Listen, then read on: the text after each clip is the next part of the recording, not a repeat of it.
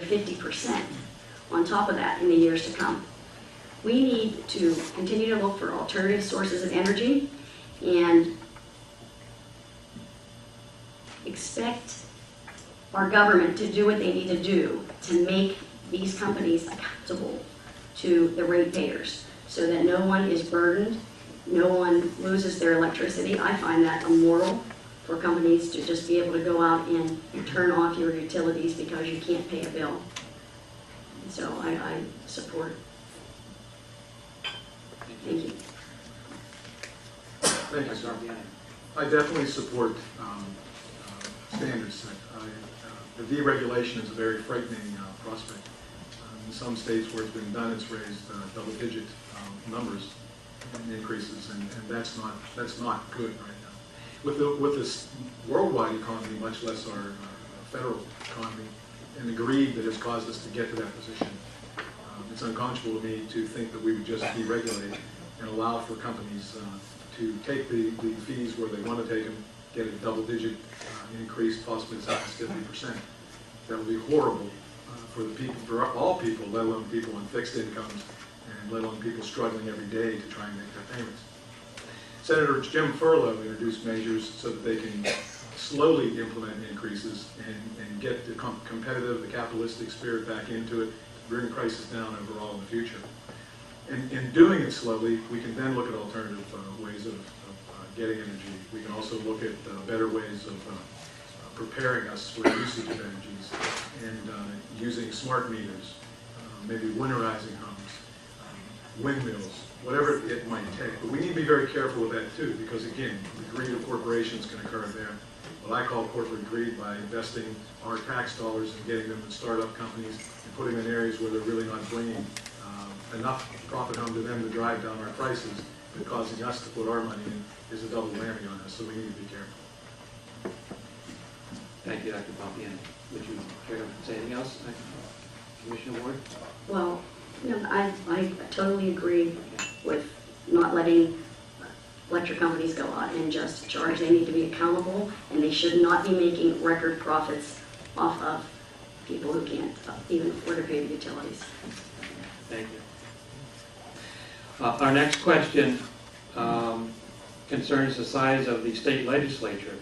As you know, Pennsylvania has one of the largest legislatures of any state, and it's very difficult for an existing institution to reform or downsize itself. So what is your position about reducing the size of the state legislature? Would you support that or not? This question goes to Dr. Bompiani first. I absolutely would. What I would absolutely support is to look at not only the size of the state legislature, but look at how business is done as a whole. We need to look at campaign finance reform first. We need to really look at why both of our parties are spending up to $1 million to try and win a seat that pays $60,000 to $70,000 a year. And they're doing that so that they can get the vote in the Senate. They're doing that so that leadership can control what goes on. This whole thing's unconscionable. I mean, when you look at the way this system is set up, it is set up for failure. You're not going to get legislature decrease. This is job security to most of these people. Again, I'll repeat. I'm not looking for a job. I'm looking to do a job.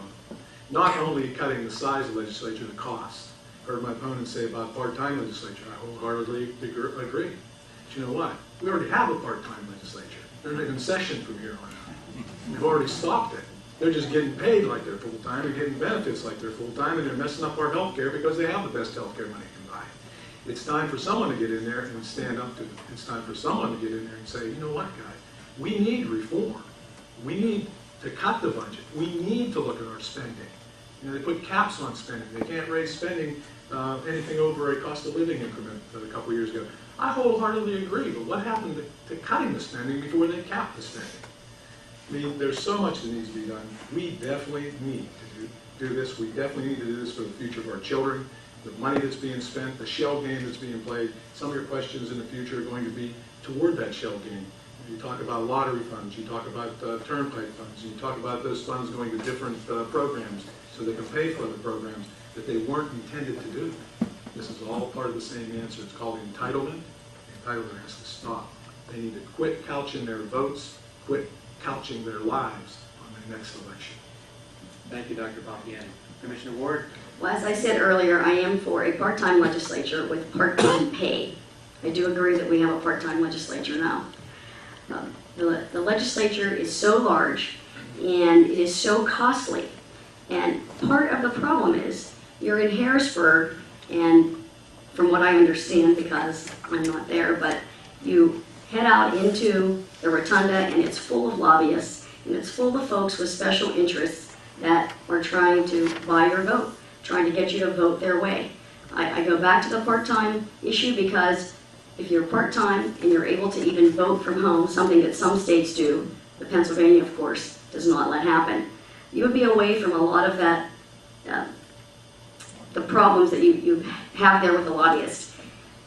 So I am for anything that we can do to save money from the legislature, and that includes opening up the records so that we can see the legislative slush funds and what is going on really with our tax dollars in Harrisburg.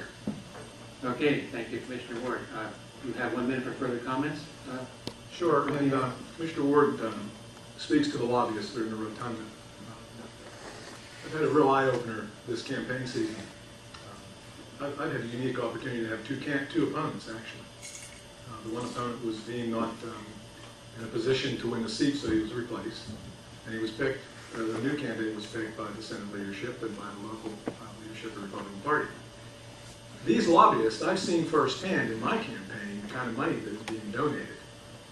And this is what I'm speaking to. We need campaign finance reform so that we can handicap and we can handcuff the work that they do and the votes that they do influenced by that. Thank you. The next question would go to Commissioner Ward first. And it's a concern about the fact that young people are leaving Pennsylvania in this area and looking for jobs elsewhere. Do you have any ideas or plans about how to introduce some kind of legislation that would alleviate that problem? Well, I don't know if legislation for that particular is something that you would do. You know, I am a mom, and my husband and I have 3 sons, and we would love nothing more than for them to have great paying jobs and good benefits right here at home. That said, you know, they're all 3 here now, but one is gainfully employed, and one is on his way to law school, but having a little bit of a hard time just finding a job in the interim to go with his degree. For a long time, our biggest export has been our young folks. I think one of the reasons for that is the business climate in Pennsylvania is not what it needs to be for businesses to want to come here and create good paying jobs with good benefits. We need to change that tax structure and reduce those business taxes. Also, you know, we have training in our schools for things that we need out in the public, such as, you know, the trades, the plumbers. My dad, as I said, was a machinist. You can't be a machinist anymore unless you have training to do that. So I think that we need to increase our training for skills and for the positions that are needed in our society. And we need to make sure that everyone and our young people are educated as to where they go to find this training. Thank you, Commissioner Ward. Dr. Bompiani. Thank you. I've had the pleasure of meeting Commissioner Ward's one son, and I can tell you he's a very, very fine young man. And I only hope and pray that Commissioner Ward's as blessed as I am, as my 3 children have found employment in this area, and they're living near us. I think my wife would have a heart attack if they were somewhere else. In fact, my daughter was in Washington, D.C. for a while, and we're able to move home. So I know how important it is to try and keep our children here. And that's, the children is the main reason that I want, they're the main reason I want to run for this office, because we can do this. We can do this together. I don't think it's as simple as giving corporations and businesses the tax breaks. I believe that's a necessity because we are one of the highest, but that's, we just allowed many of the corporations to break the backs of our unions and to break the backs of our average workers and move them out. And you know what? We can't just entice businesses to come from here. We need to rally together. We need to join together as a people, just like we're going to have to with these tough economic times coming. Some of you folks in here maybe remember the Depression. I don't, but I do remember my blind father telling me about the Depression, how tough it was for them. And you know what? That may be in the future. Who knows? But I know one thing. With our human spirit and how we can get along together and how we can work together, we can make things work and make things work very, very well. We need to change school districts.